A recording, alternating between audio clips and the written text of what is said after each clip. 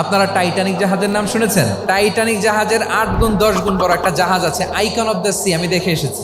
Royal Caribbean দেখে এসেছি। সাগরের সামনে জেটিতে যখন দাঁড়ালাম, জাহাজটা যখন যায়, আমার মনে হচ্ছে একটা শহর, পুরো একটা শহর মনে হয় পানির উপর দিয়ে ভেসে যাচ্ছে। পড়েন সুবহানাল্লাহ। এই যে আইকন অফ দ্য সি, এই জাহাজটা, এটার ভেতরে স্টেডিয়াম আছে, সুইমিং পুল আছে, রেস্টুরেন্ট আছে, 3000 4000 রুম বিশিষ্ট, কক্ষ বিশিষ্ট হোটেল আছে।